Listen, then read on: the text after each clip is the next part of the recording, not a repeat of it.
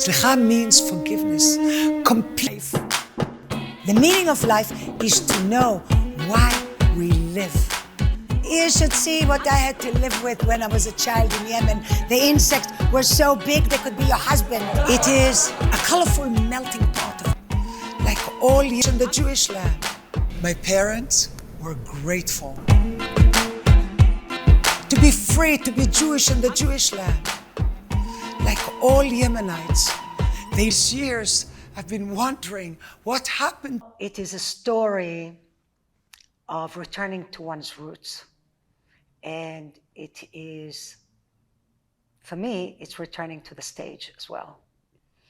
It is a story of hope, dreams, immigrants from all over the world, that can relate to it. Love, family, tribute to my father through his Kabbalah writings, and more. It is after my kids, got married and left the house, empty nest, wanting to come back to my creative side, because I was so busy with accumulating and accumulating things, if it's collecting art or houses. I was using my business side of my brain, and I haven't used my creative side at all in many, many years. And I really wanted to come back to that part of me where I used to be creative, and it was buried with, with just life.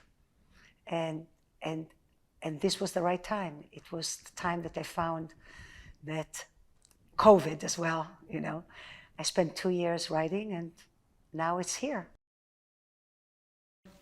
I was born at Amabarot. Amabarot in Israel are temporary camps, that they were made of many huts. And my childhood was at Amabarot. It was a happy childhood. I loved the eucalyptus trees and the orange groves that they would steal oranges, and the blackberries, that they would pick. I loved, even though we lived in a hut and the toilet was outside, I still loved my childhood. It was fun, and it was loving. And then from there we moved to the Shikunim. And the Shikunim was a little bit rough because it was very crowded, and people came from all over the world. And, the culture, it was, I say in my play, it was a melting pot of culture, sweat, heat, and rage. It was very full of rage. People were always fighting. Parents were grateful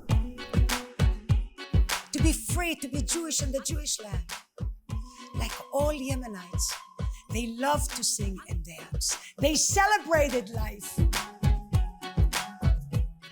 And, I always, I wanted to leave Israel because I wanted to be an actress. And it was very difficult to tell my father, who's a rabbi, that I wanted to be an actress. I don't think they even understood what actress is, you have to be a teacher, mora, achot, a nurse, that they understood. My father never enjoyed the fruit of his labor, but I got all the gifts and the blessings of my life. He gave me the greatest gift, the gift of chance. I think maybe my dream was to marry Elvis Presley. It wasn't like, oh yeah, I admired her acting. I didn't think that at that time, at that age, I understood it, but I wanted to explore. I wanted to explore the world. Being born free in that hut in my country gave me the courage to become who I am today. I will never forget you, my beloved Eretz Israel. I left Israel and I went to New York. First, I went to London. That was easy to get to. And it was nice because I was really I was welcomed by the Jewish community in London, so it was easy for me. And in those years, many, many years ago when I left, they were excited to see Israelis.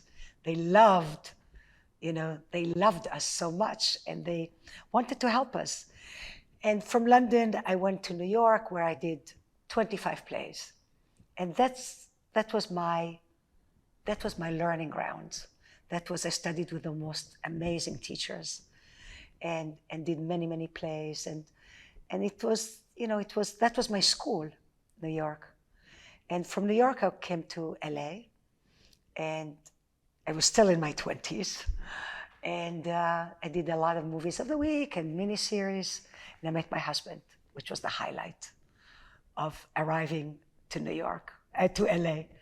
And we built a life together. We built an amazing life, extraordinary life.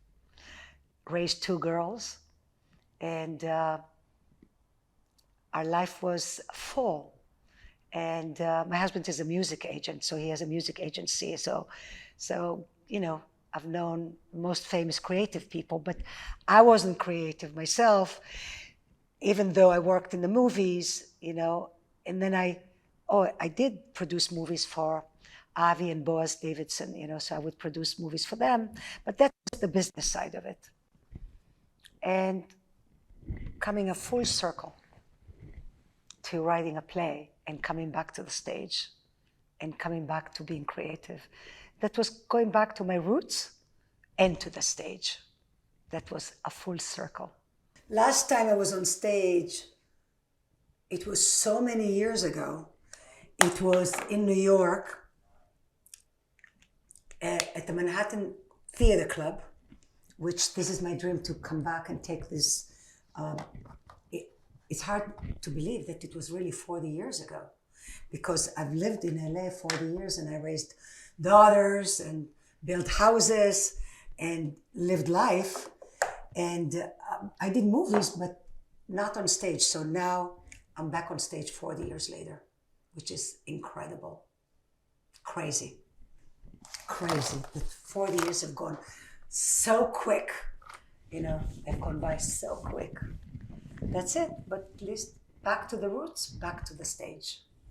Back to the stage. Feels great. But the story is really my journey. So it starts at the Ma'abarot and the Shikunim, and it goes all the way to me leaving Israel. And it touches upon London, New York, LA, meeting my husband. It touches my daughters.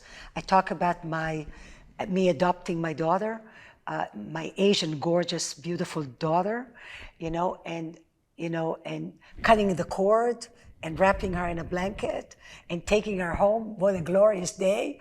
So it is really the whole journey. And then it's the whole journey.